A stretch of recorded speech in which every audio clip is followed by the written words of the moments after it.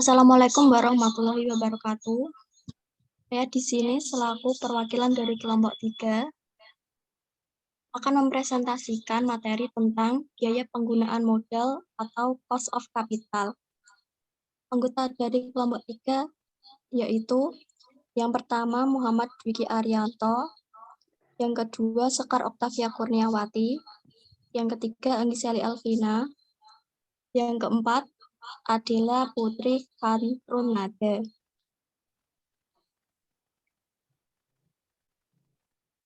Yang pertama akan dijelaskan oleh Muhammad Dwiki Arianto. Pengertian penggunaan biaya modal. Biaya modal adalah biaya yang harus dibayar atau dikeluarkan oleh perusahaan untuk mendapatkan modal yang digunakan untuk investasi perusahaan, baik yang berasal dari hutang, saham preferen, saham biasa, dan dana atau operasional perusahaan. Biaya penggunaan dana dari berbagai sumber dana secara individual. Konsep biaya modal dalam menentukan besarnya biaya real dari masing-masing sumber dana yaitu satu, biaya penggunaan modal berasal dari utang jangka pendek. Pada dasarnya, utang jangka pendek terdiri dari utang perniagaan atau trade account payable, utang wesel dan kredit jangka pendek dari bank. Biaya kredit perniagaan atau trade kredit adalah eksplisit. Yang selanjutnya akan dijelaskan oleh Sekar Oktavia.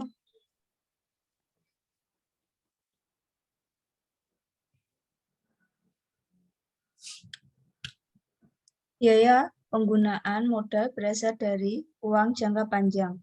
Dalam perhitungan biaya penggunaan utang jangka panjang dan umurnya adalah dalam bentuknya obligasi, kita pun harus mengaitkan jumlah dana neto yang diterima dengan pengeluaran-pengeluaran kas karena penggunaan data tersebut. Pada dasarnya, penggunaan utang jangka panjang atau biaya penggunaan dana yang berasal dari obligasi atau cost of bonds dapat dihitung dengan menggunakan cara seperti perhitungan tingkat pendapatan investasi dalam obligasi. 3. Biaya penggunaan modal berasal dari utang saham preferen. Saham preferen mempunyai sifat campuran antara utang dan saham biasa, mempunyai sifat sebagai hutang karena saham preferen mengandung kewajiban yang tepat untuk mengadakan pembayaran secara periodik.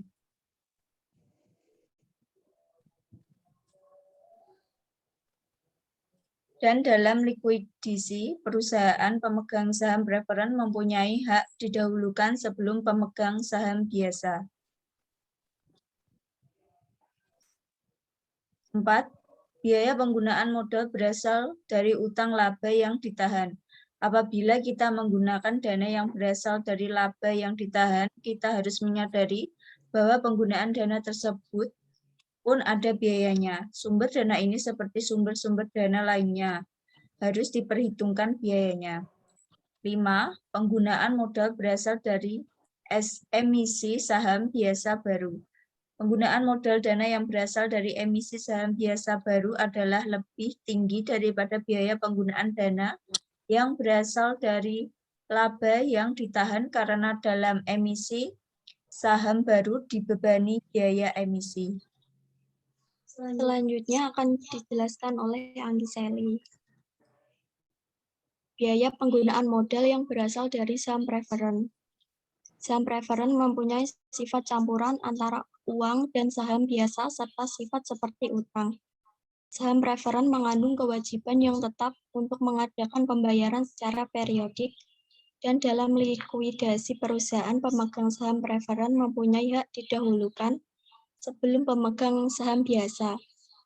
Biaya penggunaan dana yang berasal dari penjualan saham preferen atau disingkat biaya saham preferen atau cost of preferred stock dapat dihitung dengan membagi dividen per lembar saham preferen atau DP dengan biaya neto atau net price yang diperoleh dari penjualan selembar saham preferen baru atau PN.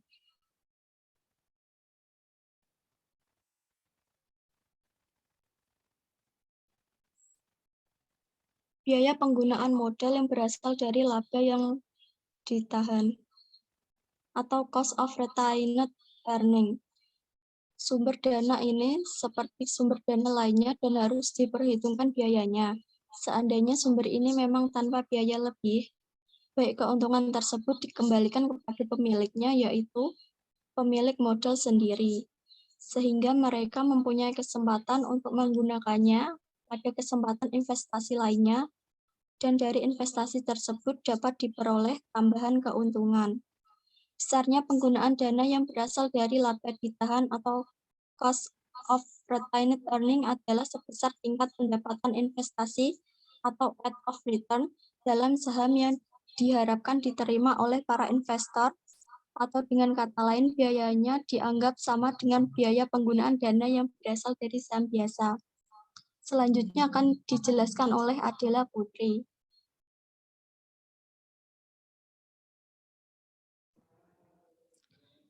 Biaya penggunaan modal yang berasal dari emisi saham biasa baru.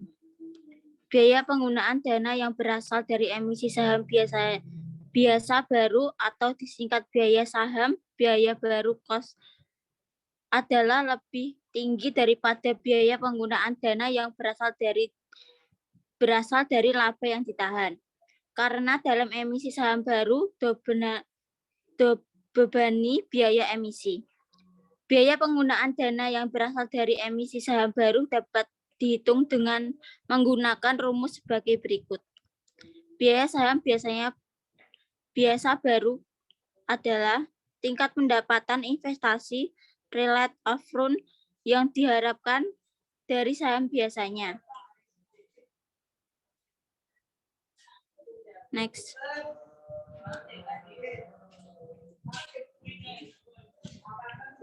Biaya penggunaan modal secara keseluruhan. Tingkat biaya penggunaan modal yang harus diperhitungkan oleh perusahaan adalah tingkat biaya penggunaan modal perusahaan secara keseluruhan.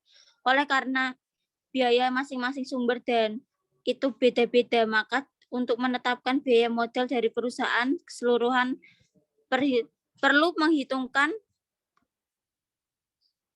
dari berbagai sumber dana tersebut. Penetapan bobot wahed dapat dilaksanakan pada satu jumlah rupiah dari masing-masing komponen struktur modal. 2 proporsi modal dan struktur modal dinyatakan dalam persentase.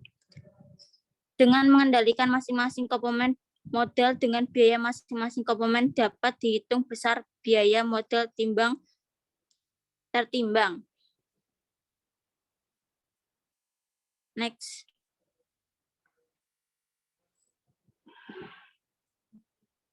Fungsi biaya modal cost of vital penting karena beberapa alasan. Biaya modal adalah alat ekonomi dan akuntansi penting yang memaksimalkan potensi investasi untuk bisnis. Berikut adalah beberapa alasan rinci mengapa biaya modal penting, diantaranya. 1. Ini membantu investor menilai pilihan mereka. 2. Ini membantu keputusan penanganan modal karena bisnis harus memutuskan apa suatu proyek bermanfaat sebelum memulai. 3. Sangat penting bagi bisnis untuk merancang struktur modal yang ideal dari perusahaan mereka. 4. Ini juga dapat digunakan untuk mengevaluasi kinerja proyek tertentu diinginkan dengan biaya modal cost. Fungsi biaya modal cost of vital. Terima kasih. Demikian presentasi dari kelompok kami, kurang lebihnya kami mohon maaf. Wassalamualaikum warahmatullahi wabarakatuh.